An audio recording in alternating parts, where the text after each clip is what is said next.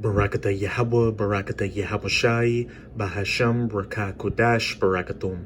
First and foremost, I want to give all praises, glory, and infinite honors to Yahweh, Bahasham, Yahawashi. Double honors to the apostles and elders, a great millstone who ruled and teach well. In peace and salutations to Ya'akim out there, pushing this word in truth and sincerity to the four corners of the globe. May you brothers endure until the end. This is the Brother Ra'aya with another video, and in this video, I'll be reading from an article on defensenews.com titled, Washington Should Chill Out Over Russia's Arctic Ambitions. And that's not going to happen. Russia's not going to cool down in the Arctic, and neither is the U.S., because that Arctic Ocean region is going to play a big part in the upcoming Third World War. This is Jeremiah 50 verse 9. For lo, I will raise and cause to come up against Babylon, the virgin daughter of Babylon, Babylon the Great, the United States of America, an assembly of great nations from the north country being Russia, which is also known as Gog in Ezekiel Chapter 38, and the spiritual Medes in Isaiah Chapter 13. And when we go to a map of the Arctic region, you see the Arctic Ocean, you see Canada and the U.S., and what's north of that? Russia, that north country. And when Russia shoots its nuclear missiles onto the United States of America, those missiles going over the Arctic Ocean to hit their targets in the U.S. is the shortest trajectory time it would take for those nuclear missiles to hit the U.S. And that assembly of great nations from the north country are not only the allies of Russia, such as China, Iran, and North Korea, but also the allies of the United States of America, such as Germany, Britain, France, South Korea, Japan, and these other NATO nations that are going to turn against the United States of America during this upcoming Third World War and ally themselves with that north country, Russia, to altogether shoot their nuclear missiles onto the U.S., which is going to be 200 million, and they shall set themselves in array against her. From thence she shall be taken. Their arrows shall be as of a mighty expert man. None shall return in vain. And those arrows are symbolic for those nuclear-tipped ICBMs.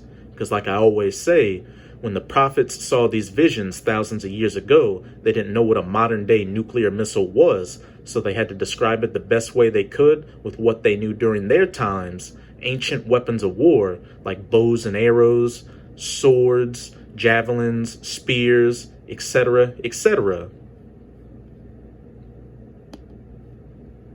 Let's get back to this article. Here's some images showing both sides getting geared up in that Arctic Ocean region. A U.S. Army National Guard CH-47 Chinook takes flight for exercise Arctic Eagle 2020 on February 20th, 2020. What's the next image? Canadian Coast Guard ship S. St. Laurent alongside U.S. Coast Guard cutter Healy in the Arctic Ocean helped map the Arctic seafloor and gather data to help define the outer limits of the continental shelf in the region, more than likely for military purposes. A Russian officer, Wright, and soldiers stand next to a special military truck at the Russian Northern Military Base on Kotelny Island beyond the Arctic Circle on April 3rd, 2019. Detachment 1, 23rd Space Operations Squadron gained operational acceptance of the 7th and final remote block change antenna at Thule Air Base, Greenland on July 26, 2016. U.S. Marines shoot an M142 high mobility artillery rocket system during U.S. Northern Command's exercise Arctic Eagle in Fort Greely, Alaska on March 3rd, 2020. Hey, you even got the Chinese paramilitary police border guards training in the snow at Mohe County in China's northeast Heilongjiang province on the border with Russia on December 12, 2016.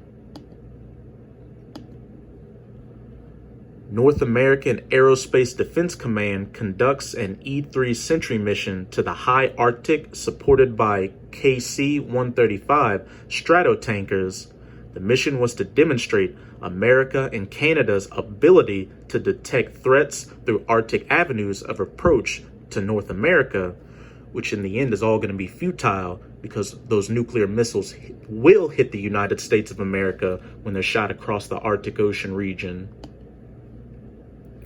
Russian Tor M2 tactical surface-to-air missile systems and Pantsir SA air defense systems are decked out in their Arctic colors as they ride through Red Square during a military parade in Moscow on May 9th, 2017.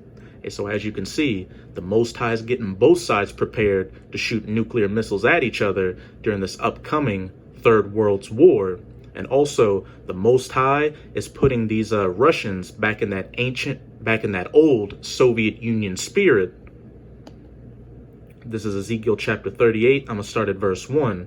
And the word of Yahweh came unto me, saying, Son of man, set thy face against Gog, Russia, the land of Magog, the chief prince of Meshech and Tubal, and prophesy against him, and say, Thus saith the Lord Yahweh, Behold, I am against thee, O Gog, the chief prince of Meshech and Tubal, and I will turn thee back and put hooks into thy jaws. Again, the Most High is turning these Russians back into that old confrontational Soviet Union spirit. They're building up their assets in the Arctic Ocean region, and you saw in Syria how the Russians helped the Syrians out in fighting back the U.S.'s terrorist proxy forces. And also just recently, the Russians opened up a naval base in Sudan. And I will bring thee forth and all thine army, horses and horsemen, all of them clothed with all sorts of armor, even a great company with bucklers and shields, all of them handling swords. Hey, their tanks, their fighter jets, their surface-to-surface air missiles, their intercontinental ballistic missiles, etc., etc. This part right here is mainly talking about their military assets getting gathered down into the Valley of Jehoshaphat for the battle in the Valley of Jehoshaphat, but it can also refer to all the military hardware that the Russians are moving up to that Arctic Ocean region. One day before the U.S. election, Russian President Vladimir Putin attended the commissioning of a new diesel-electric icebreaker ship, the Viktor Chernomyrdin, which is the most powerful non-nuclear icebreaker in the world. Just 2 weeks prior, another ceremony announced the entry into service of an even larger and more formidable icebreaker, appropriately named Arctica. Over the past couple of years, NATO has undertaken major naval forays into the Barents region and also put on large-scale exercises in the high north. Senior U.S. military officials and diplomats, moreover, have suggested that the Russian and Chinese, that assembly of great nations from the North Country, activities in the Arctic constitute a major threat that requires a robust U.S. military response in the form of new deployments and new capabilities. U.S.-Russian military tensions have been increasing in nearly every geographic domain over the last several years, but with a new administration entering the White House, certain assumptions about great power competition deserve much closer scrutiny. Hey, I will put hooks onto thy jaws and turn thee back. The Russians are going back into that old Soviet Union spirit, and also the United States is going back into that old Cold War mindset towards the Russians. During Trump's presidential term, he took the U.S. out of a few pivotal nuclear weapons deterrent treaties. And again, that's all the Most High gearing both nations up towards shooting their missiles at each other. At first glance, the brand new nuclear-powered Arctica-class Russian icebreaker could be interpreted as stark evidence of the Kremlin's determination to build up its capabilities to control the roof of the world. It is now the largest and most powerful icebreaker in operation. According to a report from the Russian-language newspaper Izvestia, Arctica already sortied to the North Pole in early October, breaking through 3-meter ice en route. Russia is the only Arctic country that produces nuclear icebreakers, but these extraordinary ships do not come cheap, with a price well in excess of $1 billion per hull. It is important, moreover, to see that the new Russian nuclear icebreaker is not a one-off of purely symbolic significance. 2 more of these ships, Sibir and Ural, are launched already. A 4th ship in this class, Yakutia, is now being built, with the 5th hull, Chukotka, will soon be laid down. In addition, preparations are underway in the Russian Far East to start building an even larger class of nuclear icebreaker. These hulking ships are the basis for building the Northern Sea Route, or NSR. That route shaves off several thousand kilometers of navigation for ships plying the essential route from Asia to Europe. Notably, Chinese investment in the Polar Silk Road through the Yamal gas field has contributed substantially to both the viability of the NSR as well as the cleaner skies in China, since the Middle Kingdom has continued its timely shift from coal to cleaner burning natural gas. To be sure, there has been a military component to Russia's emergent strategy for the Arctic.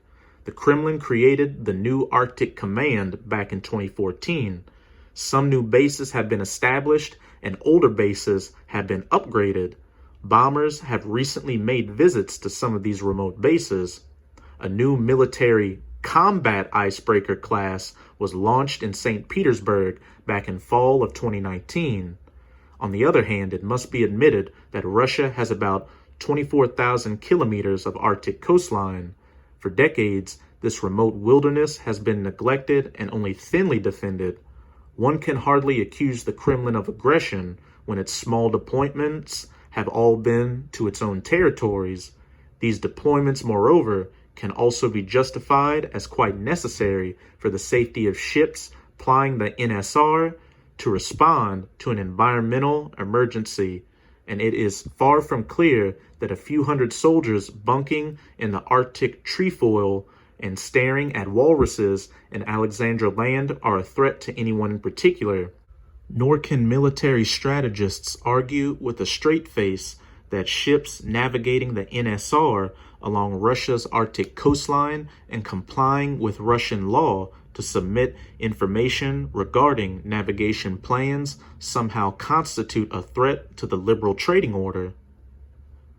True, Russia-China military cooperation in the Arctic must be watched closely, but that cooperation remains hypothetical at present and will likely remain so unless there is a deepening of the new Cold War.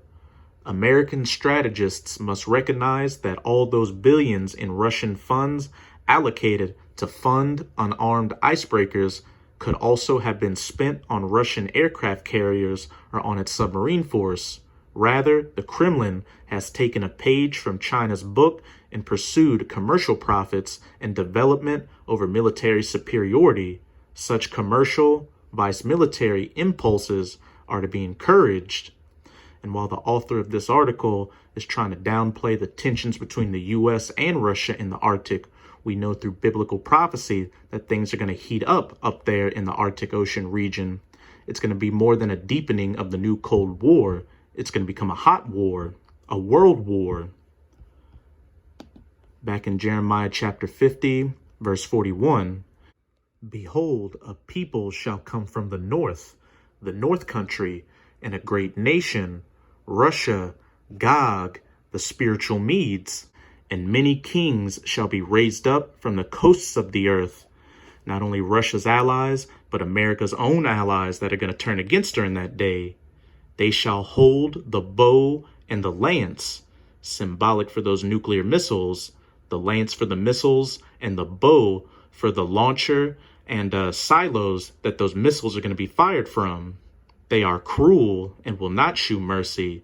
Their voice shall roar like the sea, and they shall ride upon horses, every one put in array, like a man to the battle against thee, O daughter of Babylon, the virgin daughter of Babylon, Babylon the Great, the United States of America. And like I said earlier in the video, 200 million nuclear missiles are going to hit the U.S., and after they hit the United States of America, it's going to be turned into a desolate, uninhabitable wasteland. Jump up to verse 40.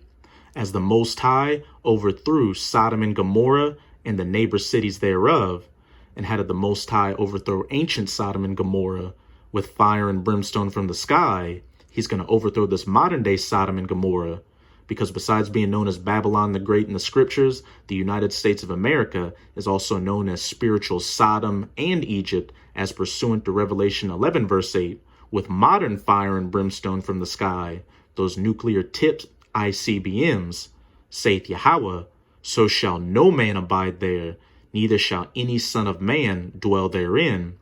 Therefore the wild beasts of the desert with the wild beasts of the island shall dwell there, and the owls shall dwell therein, and it shall be no more inhabited forever, neither shall it be dwelt in from generation to generation. When those 200 nuclear missiles hit Babylon the Great, they're going to turn it into the biblical lake of fire from sea to shining sea, and then afterwards, a desolate, uninhabitable wasteland where only desert creatures are going to dwell. And it's going to stand as a memorial as to what a wicked kingdom looks like and how not to govern the earth, and what the punishment is for afflicting the apple of the Most High's eye, the true children of Israel, who are the so-called Negroes, Latinos, and Native Americans. So with this video, I hope you sincere Akim were edified, and as always, I'm going to say Abad Babal, Kwam Yasharala, and until next time, Shalom.